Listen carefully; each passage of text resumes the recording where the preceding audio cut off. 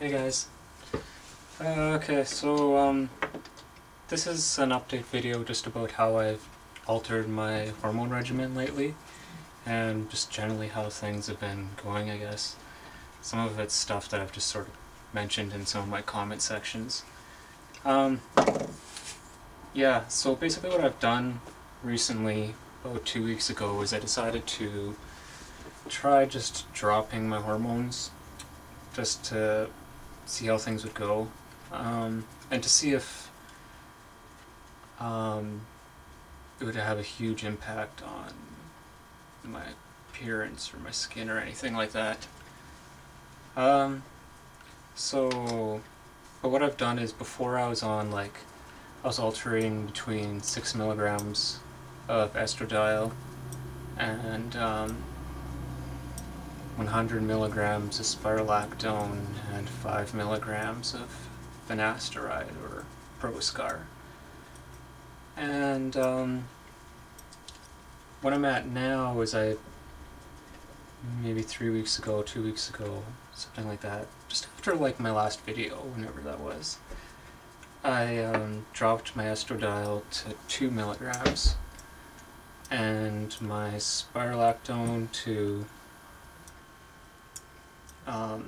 50 milligrams and stopped taking finasteride altogether.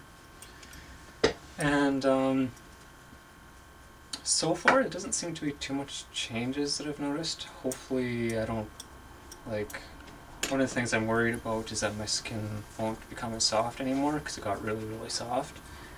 But so far that hasn't happened. But most of the things that I've noticed from dropping my hormones in just these last 2-3 weeks is just having mentally a lot of good things. I've been able to think a lot better, much better, more organized, and I've had more energy. I've been more motivated to study and learn and things like that.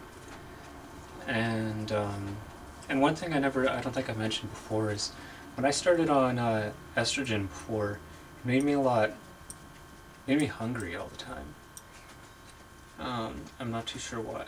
Well, I can kind of theorize why. But yeah, now that I've lowered it a bit, I'm not quite hungry constantly all the time, which is nice, because being hungry all the time caused me to gain a little bit of weight, which I wasn't too happy about. And other than that, I guess hair growth hasn't changed, as far as body hair goes. That stuff, most of my body hair just kind of decreased enormously when I started estrogen, and it hasn't increased at all or anything lately. So that's mostly the effects of lowering my estrogen. And besides that, what's basically, I guess the other thing is, I'd made a video earlier where I talked about an experiment where I went out in public trying to pass as a girl, and I didn't handle it very well. And now, in hindsight now that I think about it, I really don't think I looked that much like a girl. And my makeup was just not done very well either. It was just really embarrassing. And so now, now I haven't even really been focusing on that at all. I've just been enjoying being androgynous, I guess. Yeah, the look that I have now is basically the look I've been doing for this past while. My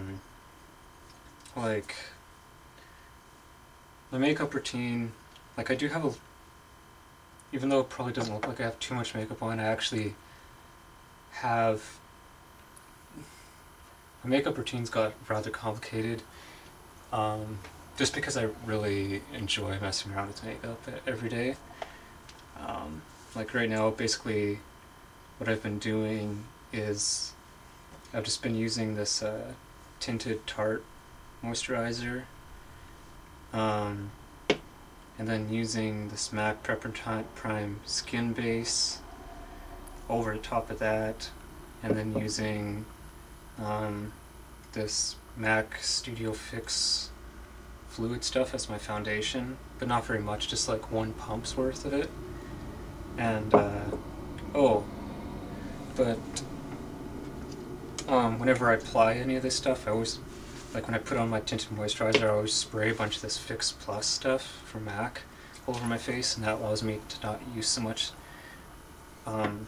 moisturizer or primer or foundation. I can spread it out easier and faster because the stuff dries really quickly. And then that's basically my foundation. Oh, and this MAC Prep and Prime transparent powder to kind of set the foundation to make my skin smooth, so that yeah. And then just this NARS Orgasm blush that I have all this stuff on right now. I have that on right now. It's not, I just put it on very lightly because I don't want it like super noticeable or anything, because I'm not trying to pass as a girl or anything. I'm just trying to be androgynous or in between. And then basically just unfortunately my eyebrows are really naturally low down. So what I've had to do is, like when I do my eyebrows, I had to like, I can't raise my eyebrows very well because of that.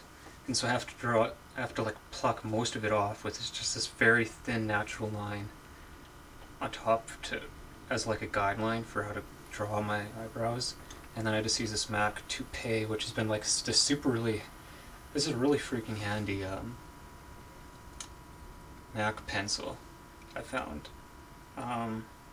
Yeah, it's called Toupe, and I'm almost out of it now. But like even as like I've changed hair color, it's been really handy. Like this stuff like has like so much variability in how it's used. Like I apply it lightly and it just shows up as this lighter color that seems to work out good with my new blonde hair. But I could just push it a little more heavily and make my eyebrows darker. And that worked well for when I had my darker hair beforehand. And so yeah, I do that, but I use this Too Faced shadow insurance thing to keep the pencil liner for my eyebrows staying there. And I use it over use this Too Faced shadow insurance primer over my eyes, and then this NYX pencil and milk as a base over my eyelid. And then I apply this this eyeshadow called Starlight from Stila that I got recently. And then as a highlight under my brow, I use this MAC shadow called Blanc type, which, and both of them aren't that noticeable. Like, if you look, you probably can't tell all that easily in this lighting that I even have an eyeshadow on, but it's like a frosty kind of thing that you see better in person, better lighting and stuff, especially in the daylight. It's just kind of a glowy, shiny sort of thing. I like that. And the Blanc type you don't really notice. You're not supposed to notice. It's just supposed to have definition to the eyebrow. And then lips, I just use this lip treatment stuff, and then this MAC Prep and Prime lip as a primer, lip primer, and then MAC Myth lipstick, which is just a light, really light nude, and then 2 lip glosses at the same time. MAC lip gloss in Prrr and MAC lip gloss in Underage. But it's I apply that stuff much earlier in the day, and so how my lips look darker now because it's worn off. But my lips are usually much lighter. And that's pretty much all I do for makeup. And so it's like, I find it's a nice kind of neutral look, which is what I'm kind of going for. Not like super feminine or anything. So I don't think it's too feminine.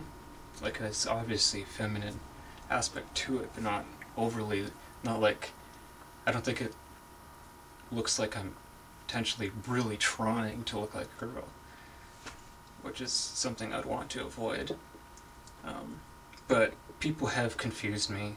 Like, recently I went into the washroom at a bar, and some guy just walked in or whatever, and he got all confused thinking he was in the wrong washroom. He's like, holy shit, is this right washroom, whatever, and comes back out, looks at the door, oh, it's the right washroom, and oh, it's just funny. But that's been happening a few times lately.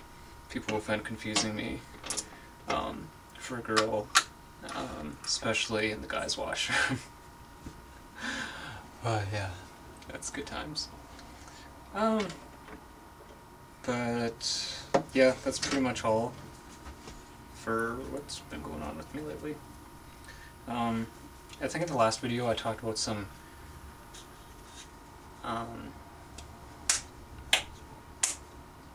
theory that I had, but I'm not too sure about it anymore, about how a person becomes transgender.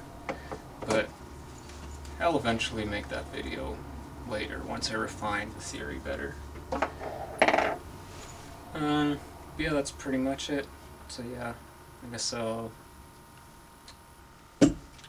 see you guys whenever I do my next video. Cheers.